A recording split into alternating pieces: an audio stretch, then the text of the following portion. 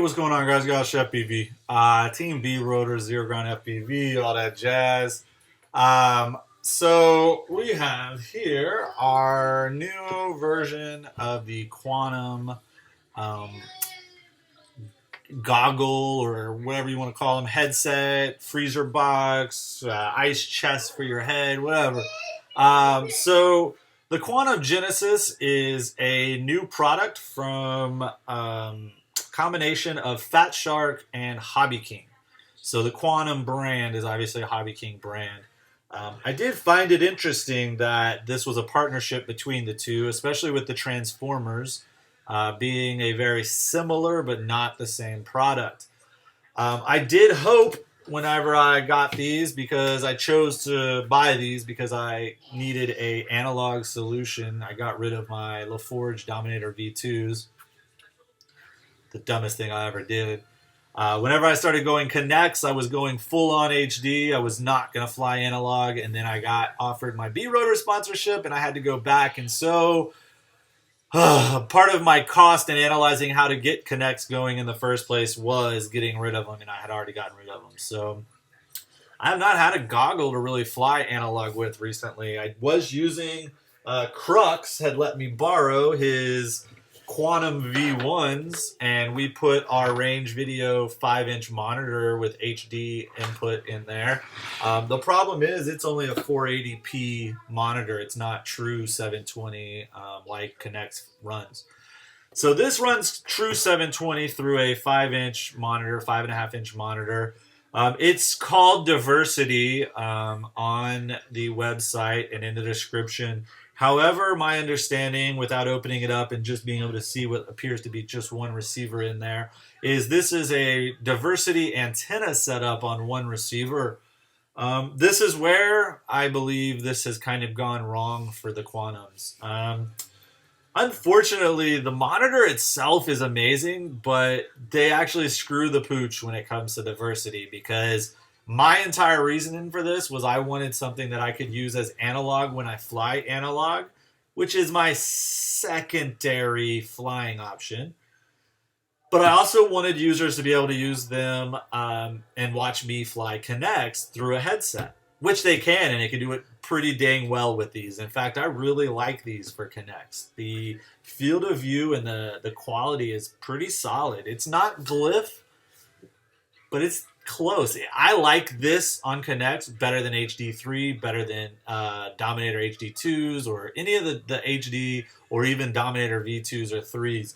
I like this picture for the HD signal. Right there with the glyphs. Just the glyphs are still head and shoulders. They're just in a world other than anything else. And what I'll say the difference is, I still feel like that the difference between Connex on this or on an HD3, HD2, or Dominator 3, Dominator 2 still feels very close to analog. When I look at that same picture on my glyphs, night and day. Like, I can see the advantage of Connex on the glyphs. And so for me, this wouldn't be a full-on, full-time solution. This would be a stopgap if this was going to be my primary headset. But the Diversity here, where they show you a primary and a secondary antenna. I have tried different combinations of mushrooms, VAS crosshairs, 5 dBi patches, honey drops. What else did I try yesterday? I tried that VAS. I tried this in there with some of that. Let's see, we tried the B-Rotor patch.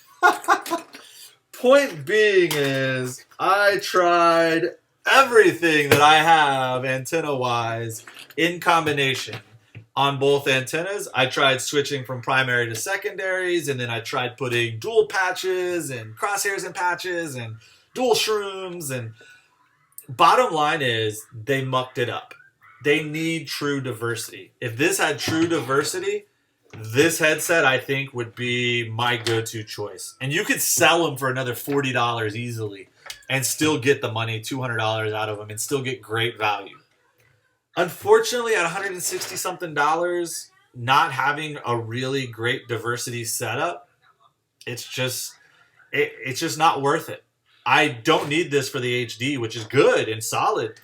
I need it for the analog, but I don't trust it analog-wise. As long as I'm in front of myself, good to go, especially with a VAS on it, a crosshair.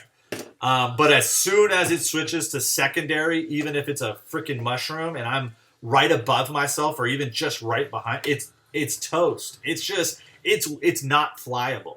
It's not even static. It's like weird line. Like I don't even know how to explain it. It just sucks because I wanted so bad to buy into these, and I mean, as much as I hate the idea of these and the size and the head box and all that, I was so down to get these and make these my kind of secondary goggle.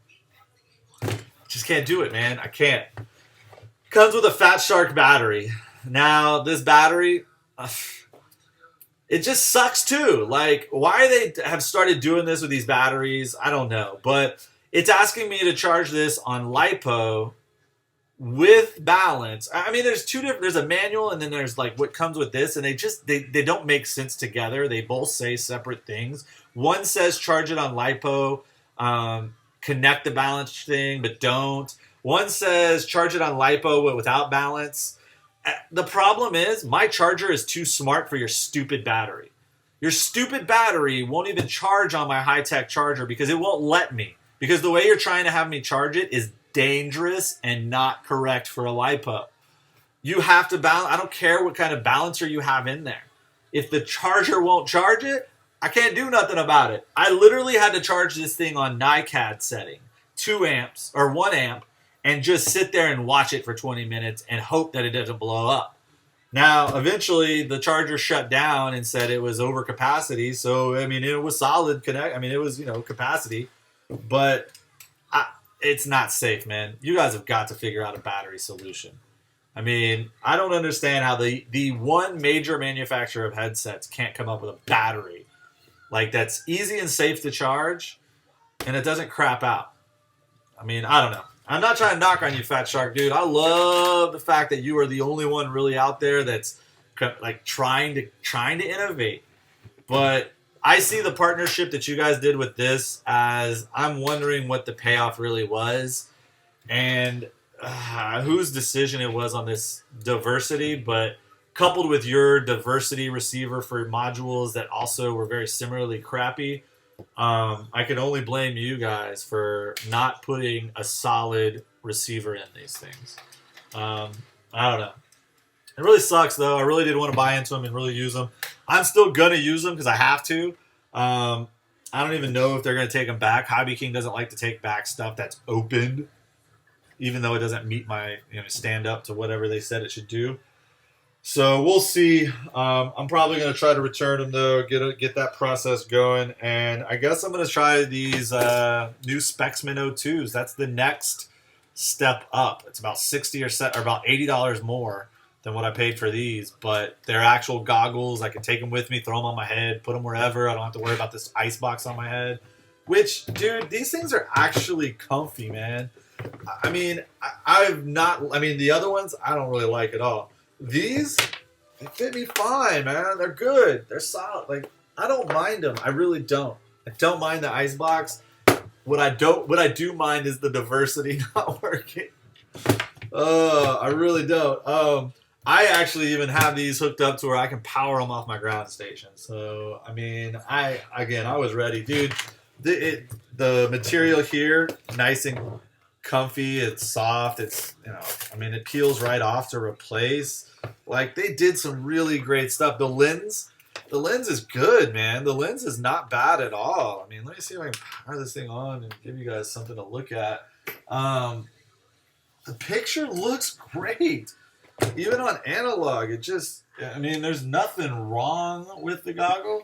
It's just a matter of, oops, almost put that in backwards. There we go. Let's see if we can get a picture in there. There. Look, picture looks great. I don't know if you can see that. Solid stuff. It just does. It looks good. Too bad when I fly over there and it goes to the secondary antenna, I can't see shit. So there you go, guys. That's my little review, if you would, or first look at these Quantum Genesis. Hobby King, man, get at me if there's something I'm doing wrong or if there's a firmware update. I'd love to see it.